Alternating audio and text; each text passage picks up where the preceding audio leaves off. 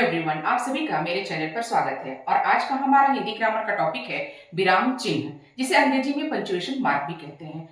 Hindi grammar में पंडित कामता प्रसाद के अनुसार विराम चिन्ह 20 होते हैं और विराम चिन्ह का अर्थ होता है ठहरना या रुकना। कभी हम लोग कोई बात बोलते बोलते ठहरते हैं, आश्चर्य प्रकट करते हैं या प्रश्न करते हैं, ये सारी चीजें विराम चिन्ह के अंतर्गत आती हैं। तो आज की क्लास में हम 20 विराम चिन्ह को पूरी बारीकी से समझेंगे कि विराम चिन्ह कौन से विराम चिन्ह किस अवस्था में लगाई जाती है। तो आज का हमारा टॉपिक है विराम चिन्ह। देखते हैं कि विराम चिन्ह किसे कहते हैं, विराम चिन्ह के अंतर्गत कितने विराम चिन्ह आते हैं, इन सारी चीजों को देखते हैं। तो विराम चिन्ह को अंग्रेजी में पंक्चुएशन मार्क भी कहते हैं और जिसका अर्थ होता है ठहरना या रुकना। जिसका अर्थ होता है ठहरना और रुकना। भाषा के लिखित रूप में विराम चिन्ह का प्रयोग होता है। किस रूप में? तो भाषा के लिखित रूप में। क्योंकि हम लोग मुंह से बोलते हैं, मुंह से कोई क्वेश्चन कर रहे हैं, आपका नाम क्या है, लेकिन ये हमें समझ में आ रहा है कि हम क्वेश्चन कर रहे हैं, लेकिन उसका चिन्ह दिखाई नहीं दे रहा है। तो जब पंक्चुएशन मार्क देखना हो तो भाषा का लिखित रूप होना चाहिए। अगला, रुकना, बोलना, आश्चर्य प्रकट करना, प्रश्न करना, ये सब हम लोग विराम चिन्ह के अंतर्गत ही पढ़ते हैं। अगला है पंडित कामता प्रसाद। जैसे यहाँ पंडित में भी एक हमारा विराम चिन्ह प्रयोग हुआ, यहाँ प्रयोग हुआ, यहाँ प्रयोग हुआ। तो पंडित कामता प्रसाद गुरु की हिंदी व्याकरण की किताब में 20 हमारे विराम चिन्ह बताए गए हैं। नंबर है इनका 20 विराम चिन्ह बताए गए हैं। तो आज हम लोग 20 विराम चिन्ह को बारी बारी से देखते हैं। हम लोग एक एक करके देखते हैं कि 20 विराम चिन्ह का क्या क्या नाम है और क्या क्या उनका सिंबल है। तो पहला है हमारा पूर्ण विराम और उसका सिंबल है ये। दूसरा है हमारा अल्प विराम, उसका सिंबल है ये। तीसरा है हमारा अर्ध विराम, उसका सिंबल है ये। चौथा है हमारा अपूर्ण विराम, उसका सिंबल ये डबल डॉट। प्रश्नवाचक का सिंबल ये है। विस्मयादि बोधक का सिंबल ये। उद्धरण चिन्ह का ये। एकल उद्धरण चिन्ह का ये। कोष्ठक का ये। वर्ग कोष्ठक का ये। जब मैं इसको परिभाषित करूंगी उस समय मैं इसका अंग्रेजी नाम भी बगल में लिख दूंगी, जिससे समझने में आसानी होगी। अगला है हमारा आकृति कोष्ठक ये। योजन चिन्ह ये। निर्देशन चिन्ह ये। लोप ये। विभाजन चिन्ह ये। समता मतलब बराबर चिन्ह ये। द्वीप पूर्ण विराम का चिन्ह ये हुआ। संक्षेप चिन्ह ये ऊपर की तरफ दिया जाता है संक्षेप चिन्ह। लाघव चिन्ह ये हुआ हमारा और त्रुटि चिन्ह हमारा ये हुआ। अब हम लोग बारी बारी से एक एक चिन्ह को परिभाषित करते हैं और दैनिक जीवन के उदाहरण से देखते हैं कि ये सब चिन्ह का प्रयोग हम लोग जीवन में कैसे करते हैं। तो चलिए, आज हमारा पहला है हमारा अभी विराम चिन्ह। चिन्ह का पहला चिन्ह पढ़ते हैं जिसका नाम है पूर्ण विराम और इसकी इंग्लिश होती है फुल स्टॉप और ये इसका सिंबल होता है और ये इसका सिंबल होता है।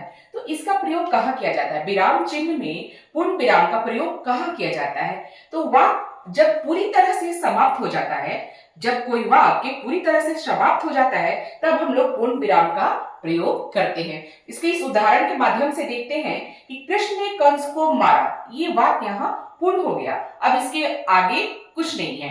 दूसरा है राम घर जाता है, ये भी यहाँ वाक्य पूर्ण हो गया और यहाँ ये पूर्ण विराम लग गया।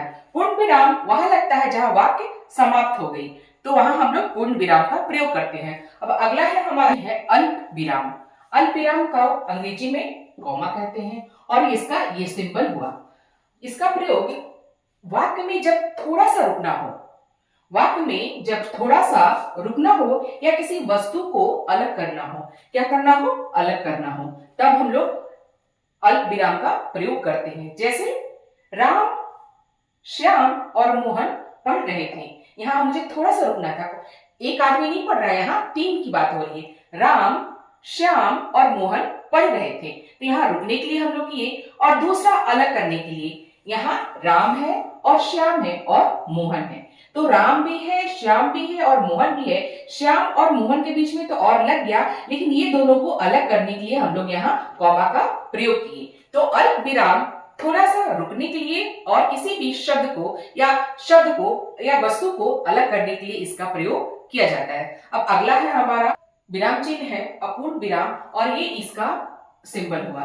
तो अपूर्ण विराम किसे कहते हैं, इसका प्रयोग देखते हैं। तो किसी कथन को अलग से दिखाने या उदाहरण प्रस्तुत करने के लिए हम लोग क्या करते हैं, अपूर्ण विराम का प्रयोग करते हैं। कैसे इसको अलग दिखाना है या कैसे उदाहरण प्रस्तुत करना है देखते हैं हम लोग। जैसे अलग दिखाना है, क्या करना है, अलग दिखाना है। विज्ञान एक वरदान या अभिशाप। यहाँ एक वरदान या एक अभिशाप किसके बारे में बात की जा रही है, तो विज्ञान को। ये उदाहरण भी हम लोग यहाँ दे रहे हैं और इसको इस सबसे अलग दिखा रहे हैं। क्या कि वरदान और अभिशाप क्या है, तो वो हमारा विज्ञान है और उसको इस सिंबल के जरिए हम लोग उसको एक अलग दिखाने का प्रयास कर रहे हैं या फिर हम लोग उसको उदाहरण देने के स्वरूप में प्रयोग कर रहे हैं। अगला हमारा चिन्ह है प्रश्नवाचक चिन्ह, जिसका सिंबल ये होता है। प्रश्नवाचक चिन्ह का प्रयोग हम लोग कभी भी प्रश्न करने पे या फिर सवाल पूछने के लिए करते हैं। प्रश्नवाचक चिन्ह जिस वाक्य में कोई प्रश्न या सवाल पूछा गया उसी को हम लोग प्रश्नवाचक चिन्ह कहते हैं, जहां कोई सवाल या कोई प्रश्न पूछा जाए। जैसे यहाँ हम प्रश्न कर रहे हैं कि हमारे देश के प्रधानमंत्री कौन है, तो यहाँ ये सिंबल का प्रयोग हो रहा है। हमारे देश के प्रधानमंत्री कौन है, ये हमसे प्रश्न किया जा रहा है, तो हम लोग देंगे कि हमारे देश के प्रधानमंत्री कौन है, तो नरेंद्र मोदी हैं। अब अगला है, यहाँ सवाल किया जा रहा है, तो कहाँ जा रहे हो, तो प्रश्न का हमेशा उत्तर दिया जाता है और सवाल का हमेशा जवाब दिया जाता है। तो तुम कहाँ जा रहे हो, तो तुम जहां भी जा रहे हो उसका मैं घर जा रहा हूं। तो क्या प्रश्नवाचक चिन्ह में हम लोग प्रश्न या सवाल करते हैं। अब अगला हमारा चिन्ह है विराम चिन्ह है अर्ध विराम चिन्ह, जिसका साइन ये होता है। इसका प्रयोग कहाँ होता है, जहां अल्प विराम से थोड़ा, इसमें अल्प विराम से थोड़ा अधिक और पूर्ण विराम से थोड़ा सा कम प्रयोग होता है। कितना, कैसा होता है, अल्प विराम से थोड़ा सा अधिक और पूर्ण विराम से थोड़ा सा कम यहाँ रुकना होता है जब हम लोग अर्ध विराम का प्रयोग करते हैं। जैसे सूर्योदय हो गया, चिड़िया चहचहाने लगी। क्या हुआ, सूर्योदय हो गया। यहाँ हम लोग क्या कर रहे हैं, अल्प विराम से थोड़ा अधिक और पूर्ण विराम से थोड़ा सा कम रुक रहे हैं। सूर्योदय हो गया, चिड़िया चहचहाने लगी। क्योंकि चिड़िया चहचहाने लगी तो हमें पता चल गया कि सूर्योदय हो गया। अगला हमारा चिन्ह है विस्मयादि बोधक चिन्ह। अगला हमारा चिन्ह है विस्मयादि बोधक चिन्ह और इसका ये सिंबल होता है। तो विस्मयादि बोधक चिन्ह का प्रयोग हम लोग शोक, घृणा, आश्चर्य, भय वाली स्थिति में इसका प्रयोग करते हैं। हर्ष, शोक, घृणा, आश्चर्य आदि भावों को व्यक्त करने के लिए हम लोग विस्मयादि, और इसमें हमारे आईब्रो का बहुत कमाल होता है। जब विस्मयादि बोधक जो ये सारी वर्ड है जब इसका हम लोग प्रयोग करते हैं तो उस समय हमारे भाव उसका एक्सप्रेशन बताती हैं। उदाहरण के स्वरूप हम लोग देखते हैं वाह।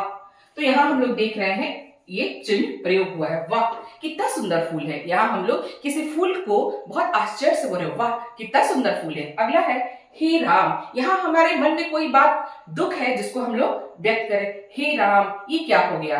तो विस्मयादि बोधक चिन्ह में हम लोग शोक, घृणा, आश्चर्य को व्यक्त करते हैं। अब अगला हमारा चिन्ह हमारा उद्धरण चिन्ह, जिसका ये सिंबल होता है। इसका प्रयोग हम लोग कहाँ करते हैं, तो किसी के कहे हुए शब्द को ज्यों का त्यों जब हम लोग लिखते हैं उसी को हम लोग उद्धरण चिन्ह कहते हैं। जैसे उदाहरण स्वरूप माँ ने कहा था कि समय पर खाना खा लेना। इसी शब्द को, माँ के कहे हुए यही शब्द को ज्यों का त्यों जब हमें लिखना होता है तब हम लोग ये डबल मार्क का साइन देते हैं। मतलब यही हमारा उद्धरण चिन्ह होता है। जब एक ही बात, जो कही हुई बात है उसी को हूबहू लिखने को ही हम लोग उद्धरण चिन्ह लगाते हैं। अगला है हमारा एकल उद्धरण चिन्ह। इसका है ये सिंबल और इसका प्रयोग कब करते हैं, इसका प्रयोग हम लोग किसी खास पुस्तक, किसी के उपनाम या खास शब्द को दर्शाने के लिए हम लोग एकल उद्धरण चिन्ह का प्रयोग करते हैं। उदाहरण, सूर्यकांत त्रिपाठी निराला महान कवि थे। तो सूर्यकांत त्रिपाठी इनका उपनाम निराला था, इनका उपनाम निराला था और इस नाम को दर्शाने के लिए हम लोग एकल उद्धरण चिन्ह का प्रयोग किए हैं। अब अगला हमारा 9वां साइन है कोष्ठक, जिसको राउंड ब्रैकेट भी कहते हैं। इसका सिंबल है ये। इसका प्रयोग हम लोग कब करते हैं, किसी शब्द का जब हमें अर्थ या अतिरिक्त जानकारी देने के लिए हम लोग राउंड ब्रैकेट मतलब कोष्ठक का प्रयोग करते हैं। जैसे निरंतर प्रयास करने से सफलता मिलती है, तो निरंतर को हम लोग लगातार भी कह सकते हैं। एक इसका अर्थ, विशेष अर्थ मतलब निरंतर माने लगातार प्रयास करने से सफलता मिलती है। तो किसी शब्द का अर्थ या अतिरिक्त जानकारी देने के लिए, जैसे निरंतर है, निरंतर को हम लोग लगातार भी कहते हैं। ये एक अतिरिक्त जानकारी हो गई और एक इसीलिए इसको राउंड ब्रैकेट लगाकर इसको अलग किया गया। अब अगला चिन्ह है जिसका नाम है वर्ग कोष्ठक, जिसको स्क्वायर ब्रैकेट भी कहते हैं और इसका सिंबल है ये। तो इसका प्रयोग कहाँ किया जाता है? तो इसका प्रयोग अतिरिक्त टिप्पणी या फिर दूसरी जानकारी देने के लिए हमें स्क्वायर ब्रैकेट मतलब वर्ग कोष्ठक का प्रयोग हम लोग करते हैं। जैसे तुलसीदास ने रामचरितमानस की रचना की, ये एक हमारा सिंपल लाइन हुआ, लेकिन हमें यहाँ अतिरिक्त जानकारी भी देनी है। क्या देनी है? कि तुलसीदास जो है वो महान हिंदी के कवि थे। तो ये हमने यहाँ एक अतिरिक्त जानकारी दी, क्या? कि तुलसीदास तो रामचरितमानस लिखे थे, लेकिन अतिरिक्त जानकारी क्या दी हम लोगों ने? कि वो एक महान कवि थे। तो जो हमारा विराम चिन्ह है वो 20 होते हैं और एक वीडियो में उसे कंप्लीट कर पाना थोड़ा मुश्किल है। तो इस अगले वीडियो में हम लोग और 10 चिन्ह को देखेंगे। धन्यवाद।